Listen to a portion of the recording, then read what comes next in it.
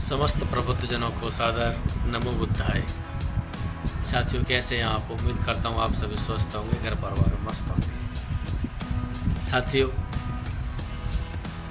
आज की भाग दौड़ की ज़िंदगी में इंसान वर्तमान को छोड़कर भविष्य की देखता है, भविष्य को सोचता है, भविष्य की ही सुनता है, भविष्य में ही खोता है। लेकिन ये पता नहीं है कि भविष्य में खोकर, भविष्य की सोचकर, भविष्य में जीकर वो वर्तमान को नष्ट कर रहा है, वो वर्तमान को खराब कर रहा है। साथियों, आज एक ऐसी ही छोटी सी साखी आपके साथ मैं साझा करने जा रहा हूँ, जिसमें एक व्यक्ति बहुत ही गरीब है, बहुत ज़्यादा गरीब है। वो अकेले अकेले बात कर रहा है कि हे ईश्वर, मुझे तूने इतना गरीब क्यों बनाया? मैं इतना गरीब हूँ कि मेरे पास फूटी कौड़ी तक नहीं है। मेरा जीवन कैसे गुजरेगा? हे ईश्वर, काश मेरे पास भी धन दौलत, बेशुमार शोहरत होती, दौलत होती, तो मैं ऐसो आराम से जीवन जी रहा होता।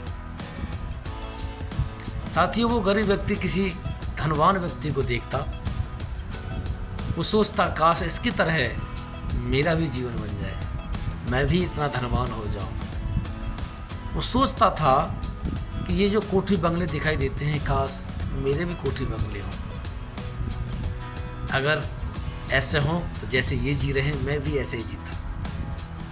साथियों, वो दुखी है, परेशान है, सोच रहा है, खुद को कोस रहा है, ईश्वर को भी दोष दे रहा है। लेकिन साथियों, एक भंते जो हैं वहाँ से गुजरते हैं और वो सुनते हैं, देखते हैं उसको, बड़ा दुखी है, बड़ा परेशान है। वो कहता है कि भंते, तुम इतने उदास क्यों हो, क्यों दुखी हो? साथियों, वो व्यक्ति कहता है, गुरुदेव मैं बहुत दुखी हूँ। मैं दुखी इसलिए हूँ क्योंकि मेरे पास फूटी कौड़ी तक नहीं है। दुनिया में कितने बड़े बड़े धनाढ्य हैं, बेशुमार दौलत वाले हैं। काश मेरे पास भी धन दौलत होती तो मैं भी बड़े शान से जी रहा होता। साथियों, वो बौद्ध भिक्षु जो हैं कहते हैं, बनते, इसमें वर्तमान को क्यों खराब कर रहे हो? फ्यूचर की यानी भविष्य की क्यों सोच रहे हो? व्यक्ति कहता है, हे गुरुजी, हे गुरुदेव, मैं दुखी हूँ, मेरे पास कुछ नहीं है, इसलिए भाव मेरे मन में आ रहे हैं। क्या आप मुझे सुखी कर सकते हैं? क्या आप मुझे धनवान बना सकते हैं? तो साथियों, वो बुद्ध भिक्षु जो हैं उसकी तरफ देखते हैं और कहते हैं, आओ मेरे साथ। साथियों, वो बौद्ध भिक्षु जो हैं आगे आगे चलते हैं और वो जो व्यक्ति है पीछे पीछे चलता है। वो बौद्ध भिक्षु एक अमीर व्यक्ति के घर पहुंच जाते हैं और जैसे वहाँ पहुंचते हैं तो बौद्ध भिक्षु कहते हैं, भंते देखो इसको, कितना सुंदर महल है, आलीशान बंगला है, ऐसो आराम की ज़िंदगी है यहाँ। वो व्यक्ति कहता है, हाँ ऐसा ही तो मुझे चाहिए, ऐसा ही चाहिए मुझे, ऐसे ही शान शौहरत चाहिए मुझे, ऐसे ही बंगला चाहिए, ऐसे ही ऐसो आराम का जीवन मुझे चाहिए। यहाँ तो बड़े मैं सुकून से जी सकूँगा, बड़ा अपना जीवन आनंद में गुजार सकूँगा। साथियों, बौद्ध भिक्षु जो हैं इसकी बात को सुनकर उस अमीर आदमी के पास उसको लेके जाते हैं और उस अमीर व्यक्ति से वो बौद्ध भिक्षु कहते हैं कि हे बनते, तुम कितने सुखी हो, कितने खुश हो अपने जीवन में, ऐसो आराम की ज़िंदगी आप जी रहे हैं, आपको कैसा लग रहा है? तब वो अमीर व्यक्ति कहते हैं कि हे भंते,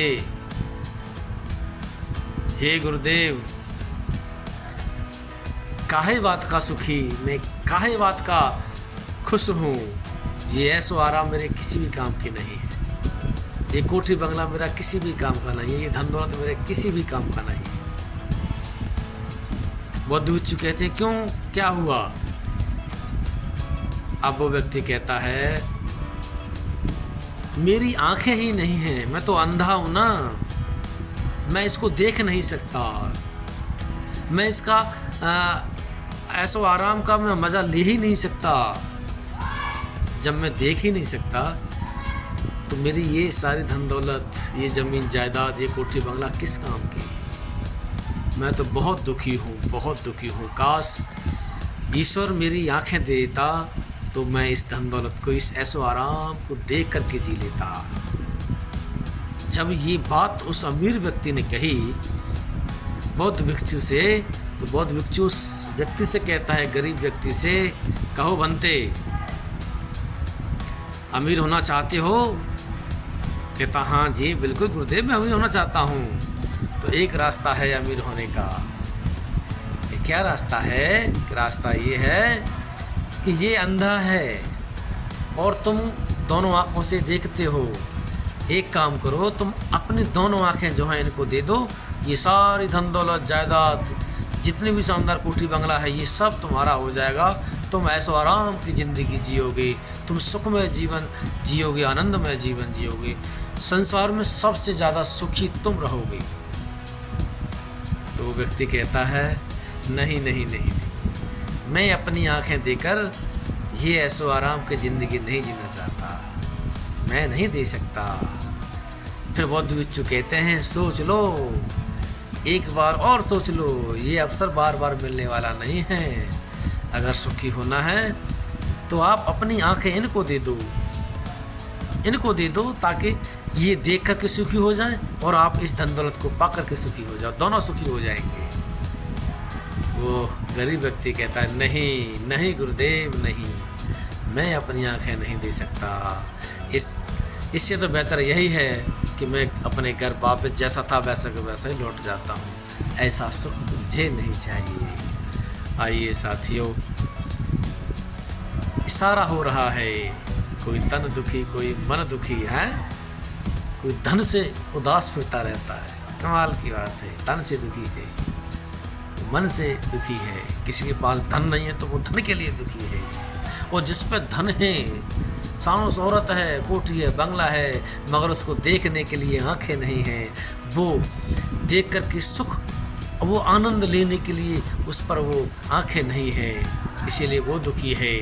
और जब वो सुखी होने के लिए इशारा उधर हो रहा है तो वो हाथ खड़े कर देता है, नहीं नहीं मुझे ऐसा सुख नहीं चाहिए। आइए साथियों, हमें भविष्य की चिंता छोड़कर हमें अपने वर्तमान को संवारना होगा, हमें आज के समय को संवारना होगा। जब हम आज को संवार लेंगे, अपने इस वर्तमान को संवार लेंगे, तो साथियों हमारे आने वाला जो समय है वो भी अपने आप संवर जाएगा, अपने आप संवर जाएगा। इसीलिए हमें अपने वर्तमान पर ध्यान देना है, ना तो हमें पास्ट की सोचनी है, यानी जो भूत गुजर गया, भूतकाल जो बीत गया है उसको सोच करके दुखी नहीं होना है, और जो अभी आया नहीं है उसको सोच करके भी हमें अपने आप को परेशान नहीं करना है।